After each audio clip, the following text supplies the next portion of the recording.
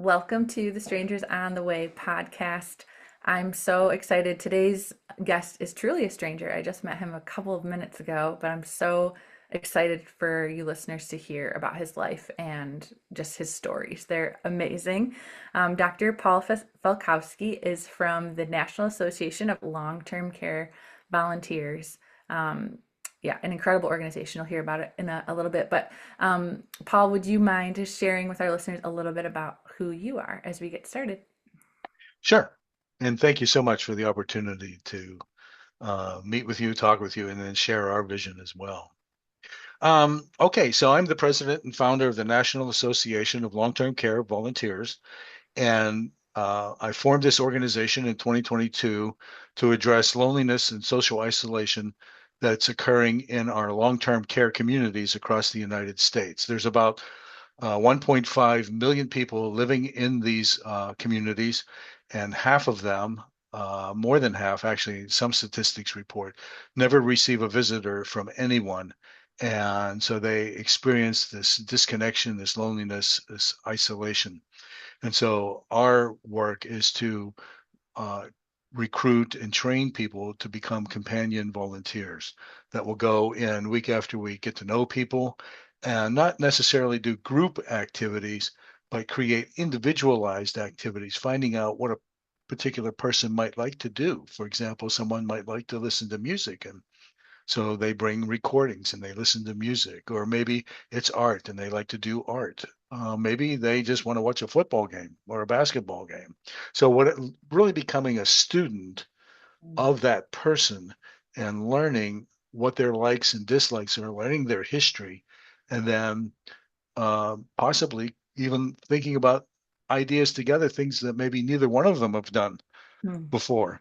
And so anyway, so that's really what we're addressing. And then going beyond that, identifying various groups around the country that are recruiting volunteers. For example, as I think of them, there's groups like Perfect Pair, Best Day of My Life So Far, Mhm. Grateful Vase, and so on. And if you go to our website, there's literally hundreds of these groups around the country doing neat things, but who knows about them? And Yeah. so we want to highlight those. And then also then we are planning on doing some research. We want to collect more data on volunteer activity and then report that because we already know that volunteers are impacting quality measures. Yes. And then finally, advocacy. And if I could live so long to get policies changed, but we just added a new board member, and that's her specialty is advocacy. Amazing. So we'll be making trips to Washington, I believe. Amazing. So good. Could you share where this started for you, this passion? Well, my bachelor's degree is in music performance from Duquesne University. So I play the saxophone, flute, the clarinet, and I actually played professionally for a few years. And I was on the road a lot, very much, and so it wasn't good for my family, for my young children. They were very young at the time, so I didn't know what to do. So I joined the Air Force. Mhm. And my father was an electrical engineer, so I grew up around talking conversations about electricity, and so it wasn't all that foreign to me. So I became a radio repair person, and actually it was a good experience. I got to see a lot of the world and really put a lot of things in perspective for me as a human. And but anyway, my last duty station was Omaha, Nebraska, Offutt Air Force Base. It might have a new name by now. I don't know. But anyway, we were attending a little Episcopal church just outside of the base, and um, one Sunday, the priest came to the pulpit. It was during Christmas, and he said, "Hey, our choir director just quit.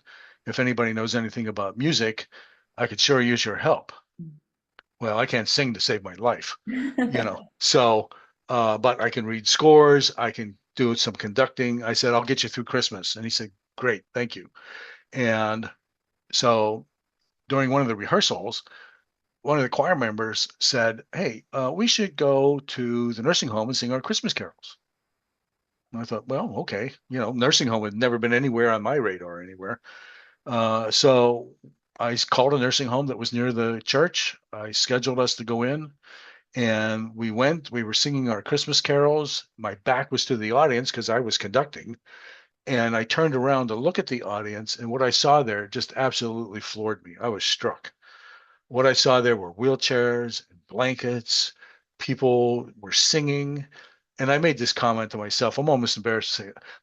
I said to myself, "Oh, they know these songs." Well, yeah, I guess they would. Yeah. But anyway, but there were families there. The staff were in there, and I went back with a whole different mindset. And I said to the choir at the next rehearsal, "We need to do that more than once a year." Hmm. And so I said, "What do you say that we do that once a month?" And so we started doing that once a month. And so whatever we sang on Sunday, we would sing at the nursing home. And Christmas came and went. I was still the choir director, and we were having a great time doing this. And then, being the sort of person I am, I started going out on my own. And after about a year of this, I was playing in about 30 nursing homes. And then I got an email from somebody that was 100 miles away saying, "I heard what you're doing in Omaha. Would you come here and do that for us?" And so I looked at the map. I thought, wow, it's 100 miles. I said, I don't know if I want to start doing this, doing overnighters. But anyway, I went, I came back, and it was great. I was home in time for dinner. And so I took a pencil and a string and I drew a circle around Omaha using that nursing home that was 100 miles away as the radius. I identified about 170 nursing homes inside that circle, and I started scheduling myself in. And after a couple of years, I formed a nonprofit and called Community 360. And then from there, I started trying to convince other people that they should be making visits, and not necessarily to play music, but just to go sit in the day room Hmm. and talk to people. What I was hearing from the staff were that what people really needed were one-on-one visits. Yeah. And that's what I started pushing then. And I still continue to play, but the main thrust of our organization then were one-on-one visits. So that's how I got into this. And then, of course, I called the University of Nebraska gerontology department, and I told them what I was doing. And they said, "Oh, you should come and see us." And I did. And somehow I wound up with a PhD in gerontology. So Yep. anyway, but truth of the matter is this has so much meaning and so much purpose. And to be able to touch people's lives in that way is just, I don't know how to say, it's beyond fulfilling. Yeah, I It can just brings imagine. meaning to life. Yeah. Do you have any favorite stories personally of visits you've made with people? Oh gosh. Um, Millions. yeah, I'll tell you what though, I have something, and people are not going to be able to see this, but I'm going to show it to you. Hmm. Can you see that? Some These little rocks? rocks? Yeah. Yes. Okay. I was at a group home for adults that had, difficulties. And I was playing for them. And one of the young men that were there had almost no language. Hmm. And I got to know him. And I had a dog, Gus, and he would always say, "Gus, Gus." And I would say, "Oh, yeah, Gus is doing great." Anyway, one morning I was feeling very, very sorry for myself because Hmm. I was having bad hair day. Head was on the desk. Hmm. Didn't know if I could do this anymore.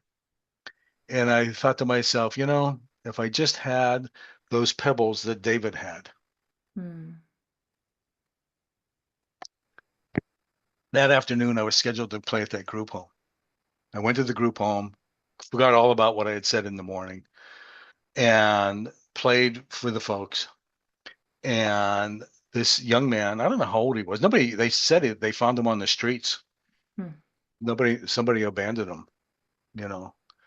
Anyway, he uh, made these motions like he wanted to help pack up all my equipment. I had sound gear, I had three saxophones, and all this wires and stuff. and I have a certain way I want to do it, Sure. in a certain way I want to pack my van, right? And he wanted to do it. And Hmm. I thought to myself, you know what? Let him do it. If something breaks, I'll get it fixed, right? Mhm. Mhm. Anyway, I'm talking with the staff. I'm looking out the corner of my eye. He's packing stuff up, getting it into my van, and finally everything's ready. He comes to me and he indicates that everything's ready to go. So I walk out to the van. I look in the back of the van. It is packed exactly the way I would have packed it. Hmm. I don't know how he knew, because it was like all kinds of shapes. I mean, it was like putting a puzzle Sure. together to get it in this little minivan. And then I looked at him and he had a cowboy hat on, and I said, thank you. And he reached into his pocket.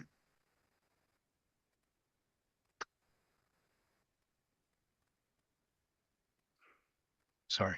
No, it's okay. And he pulled out 12 stones and he put them in my hands. Hmm. Sorry. And I looked at them and I said, I can't take these because they're not just like gravel. These are like, I can't, the camera's not really showing. But I mean, Yeah. these are really interesting pieces of stone. Yeah. And I said, I can't take these. And I started to hand them back, and then he got mad at me. So I took so I took them and I put them in my pocket. And on the way home, sure as I'm sitting here, I heard this. Well, you wanted to know where the pebbles are. Wow.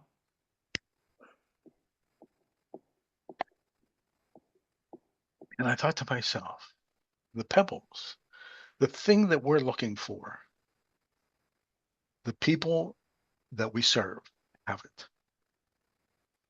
They have the pebbles in their pockets. So I'm sorry. Oh, it's beautiful. We I tell that story every time. That probably happened like 30 years ago, but I keep these on my desk so that when I get the feeling Mhm. defeated or sorry for myself, I Yeah. look at those and I thought, okay, back to work. Yeah. So, Anyway, so I'm sorry I didn't mean to share all that, no, I love that. but I think, that's just one of the stories. yeah, I think it's remarkable because um, that is where, like, it's the hidden things you don't see and the people the world overlooks, and that's actually where the treasure is, and you found it, and so that's a beautiful story to illustrate that. Yeah. That's Um, incredible. but it really is. I mean, for our volunteers, they've come back with stories. Sure. Tom was an attorney. He makes OCD like on steroids, right? He lives and dies by his calendar. Super guy, super nice guy. But everything is, you know, very So, organized. sure. And he went through our training. He was visiting a VA home, and he would go on Mondays at 3 o'clock, and from like 3 to 5 every Monday. Well, anyway, Labor Day came, right? And so the guys at the vet's home were betting on whether Tom was going to show up or not. Mm. And they finally said, nah, Tom's not going to show up. That's his personal holiday, he's not going to show up. Well, Tom, his OCD kicked in, right? And he shows up at 3 o'clock on Monday, Labor Day, and they set the whole place on its ear. The guys were embarrassed. They didn't want to tell him that they had bet against him, you know, but the administrator called Tom 2 or 3 days later and said, Tom, you don't know what you did the other day. This whole place is still buzzing about the fact that you would come on your holiday, Mm. you know? Mm-hmm. For Tom, that was like an epiphany moment. He showed up the next Monday with 3 other attorneys, 15 pizzas. Yeah. I don't know what the dietitian did that day, she Yes. had a heart attack, but Tom said to me later, he said, this has changed my whole paradigm, Yeah. my whole outlook. He said, I hug my wife a little more. I talk to my kids a little different, Mm-hmm. and I think that's one of the things that older adults do for us. They help us put our life in perspective. Yeah. Yeah. you know, That's, and you're not going to live forever, and these moments that we have together are precious, yes. and so anyway. It's so good. So I can imagine there's listeners that are like, oh my goodness, like feeling the pull to serve in this way. But maybe they have some fear with like, what's it gonna be like? Like, what would you say to them? Don't be afraid. Hmm. Get over Good. I love it. it. It's like a good um, answer. yes, there is. Yes, there is that sense of unknown. What's going to happen, and what you discover about the fear of the unknown is the fear of the unknown is more actually fearful than once you're in the situation Yeah. and you look back and you go, what was I afraid of? You Yeah. know, and so, but uh, call the local nursing home in your area and just say, I want to volunteer. I want to spend time with the residents, talking with them, doing things with them. And the activities director will faint. And then once she comes back, you know, because people don't do this. People Sure. don't always do that. So, but anyway, don't be afraid. There's nothing to be afraid of. And if you go through our training, and I'm not, necessarily pitching it, but we created training so that the person knows what to expect when they go into a nursing home. So to alleviate some of that fear, Hmm. and then we talk about like how a nursing home operates and who are all these people and what are they doing. But then we get into talking about what you can do as a person with another person and creating what we call authentic relationships. Hmm. And um, again, if you go to our website, you'll see pictures and some of the ones that you can see here, Lauren. In fact, this one gal, Joy Rich, who's at my left shoulder or right shoulder right here, Hmm. she won a Points of Light award. She was Hmm. an administrator at a university, and I'm sure she never dreamt that she would be recognized at a national level for the activity that she was doing with the residents. Hmm. And it was incredible. She created karaoke and coloring. Wow. I love that. So she likes to color, so she took her coloring books and her crayons and gathered up some people and they who liked to color and they were coloring. And one gentleman at the table didn't like to color, but he liked to talk and talk over everyone and interrupt everyone and just sort of be a nuisance. Right. And so Joy didn't know what to do. So she grabbed her iPad and put on some old Motown music, Mm. the Temptations and Gladys Knight and all those guys, right? Hmm. Guess who knows all the words and all the songs? This guy. So then it turned into this singing thing. And so then it was so popular, even the staff came to the activity I love it. so that it could sing, all those great songs that came out of that group. But anyway, the idea though is once you're over that fear and you're moving through it, then the rewards and things that are coming back, Hmm. it'll just blow your mind. In Hmm. fact, I tell people if you stay with it long enough, you'll write your own book, Right? you know, Yes. about all the things that have happened. Yeah. Oh, that's so good.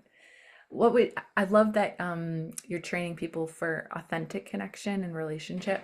Is there just one or two tips you could give our listeners today about how to cultivate that? Well, I think the first thing we say is you're not going in there to fix anybody or to change anybody. Hmm. You're going in to become a student of the people you're with, to learn from them. Hmm. So it's a posture of uh, humility. So, and you're not. In fact, one volunteer said, "I went in to dazzle them. They dazzled me," and so. But the idea is you're going in to really learn who the people are, Hmm. and then um, listen. Listen to what they say. Yeah. We teach reflective listening, and so rather than if someone says, I don't feel so well today, instead of saying, "Oh yeah, neither do I," and shifting the whole focus onto yourself, Sure. you would say, tell me more about that, Hmm. and then listening and reflecting back on what they're saying rather than inserting yourself and your experience into the conversation. So those would be the two big things. And then I think the last thing is listen to what the staff tell you. They're going to know things you don't know because of privacy laws. So something may happen and they can't tell you what happened because of that. So that can be disconcerting. But we do address that in our training. You can sometimes get on a need to know list if you're really getting close to someone. Hmm. If the family agrees and so on, you could be on a need to know list. So I think those are the three big things. Yeah, that's so good. I love that. Um, how else have you seen just your volunteers like benefit from serving in this way? Well, I think going back to it, I think it really for me even after this first view, I don't know if I said 2 words or 3 words in that first visit when I went to play. I think I played my songs and left. Mhm. It was like I Sure. was like, but on walking back to my van, I was thinking, wow, this could be a possible future for me. And it really made me stop and think about what am I doing today? How am I living my life? What am I doing with these minutes that I have? So I really think it really puts you in a position to really reflect on how you're spending your time, who you're spending it with, and what brings meaning to you. Really very introspective, I think. At least that's the way it was for me, and I think for a lot of our volunteers, and making those connections. And um,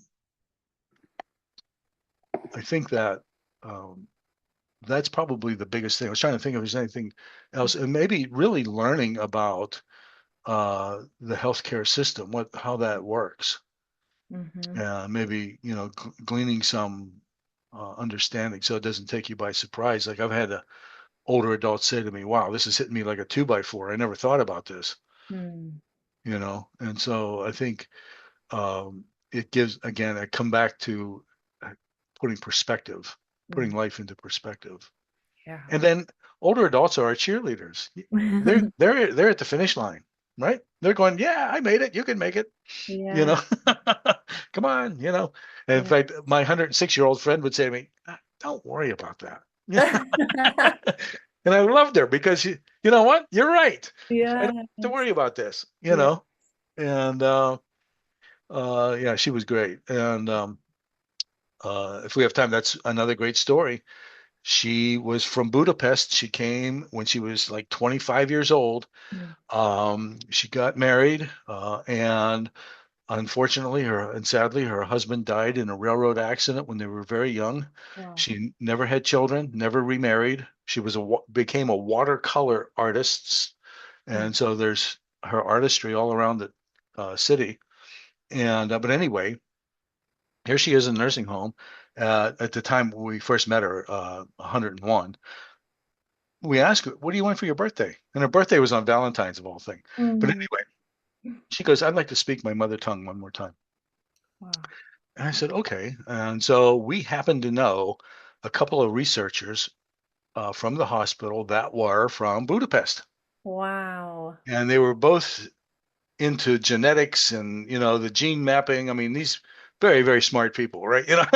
Mhm. And I said to them, well, actually, my wife asked uh, Janos and Eva, would you come and visit Yolanda and just say a few things in Hungarian? And well, 3 years later, she had this whole extended family that went back to Budapest.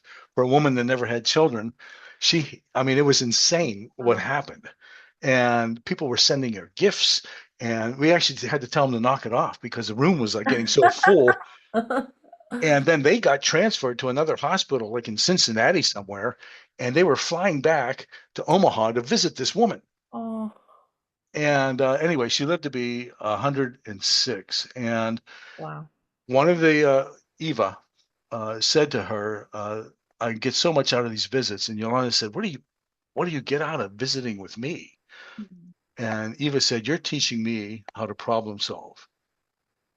And this is a geneticist who has multiple degrees in, who knows what, Yes. saying to this 106-year-old woman, you're teaching me how to problem solve. Hmm. So So, beautiful. you know, I love that. So good. you don't want to miss experiences like that. Yeah, for sure. No. Well, one of the reasons I created this podcast, especially after the pandemic, was just I noticed the isolation and loneliness, and obviously you've noticed that in your work. Um, could you just share a little bit about what you've researched about loneliness and isolation and the impact on health? Um, Sure. yeah. um, the research shows that loneliness is not just um, an emotional thing, that your body physically reacts to being alone. And this goes all the way back to who knows when, 10, 20,000 years ago, when we were living in little groups. Hmm. And if you got separated from your group, you were probably likely to be eaten by some large animal. So this whole thing of loneliness isn't just something that's new. This is uh, it's in our DNA. When you're separated from the group, that's danger, Hmm. and your body starts reacting to that sense of fight or flight Hmm. kind of thing, and that impacts your nervous system. It impacts your brain, and what's happening there, and your body actually starts releasing various enzymes, and it's not good. Hmm. And people wind up dying, you know, prematurely because of this. And so, again, this is why we're so adamant. Our research has shown that we've done um, is that it impacts the quality measures Hmm. of the nursing home. There's less use of antipsychotics and hypnotics, and there's fewer reports of severe pain. Other studies have shown similar kinds of results as well. When people are engaged, when they feel connected, and I don't mean just, you can roll somebody into a bingo game and there's like 50 people in the room, and that you're not addressing loneliness, Yeah. because people can be in a large group. And the example I use is I went to a football game at Arrowhead Stadium. I'm surrounded by 80,000 people, but I can't find my ride home. Right? I'm feeling Yeah. pretty alone. Yeah. And it's a long walk back to Omaha. Yeah. Right. So so the idea of just having a lot of people around you does not necessarily address social isolation and loneliness. We need those one-on-one connections Yes. where we're sharing um, personal feelings and ideas and stories and connections with someone else. Um, So there's a lot of research too that's been done uh, in the area of non-pharmacological interventions. Mm. Okay, it's not using drugs to control people, but instead having people sit and talk with people, having people maybe play a game with someone, Mm. and it completely changes the behavior of that Mhm. person so that they Mhm. don't need to be drugged. And that was one of the fun things about my music. I would go in memory care and nobody knows what day it is or who the president is, but Yeah. they all know all three verses to Amazing Grace, and they're Yeah. even singing harmony with me, right? Yes. And so for those moments, they have a sense of reality, a sense Mhm. of connectedness. And it was really funny. One time I played it, and the woman came up to me and she said, "I've never heard Ave Maria's played so beautifully." Oh, And I thought, love it. okay, do I tell her that it was Amazing Grace, or do I tell her? And all I just said was thank you. Yeah, So I love apparently there was some kind of a transposition as the music came out. that. It Into turned her into ears. it turned into Ave Maria. I love it. So anyway, who knows? Yeah. But the thing is that there's just mountains of research Hmm. about these interventions and how well they work in mitigating behaviors. And I mean, you're going to get grouchy if you don't, if your needs aren't getting met, you Yeah. know, and Yes. something's going to happen. And um, a colleague, well, not a colleague, but really he's brilliant. Dr. L. Power um, has written a book called Dementia Beyond Disease and Dementia Beyond Drugs, two different books. And in that, he says people living with dementia are still experiencing life, Yeah. but we just need to find out where they are, meet them where they are, Hmm. instead of trying to bring them back into reality. Yeah. Find out where they are. And so I've waited for streetcars in the middle of Nebraska. It's Hmm. crazy, right? I'm surrounded by cornfields, and this woman is sitting on a bench outside the nursing home. And I said, "Hey, how are you doing?" She goes, "Fine." She goes, "I'm going home." I said, "Oh yeah."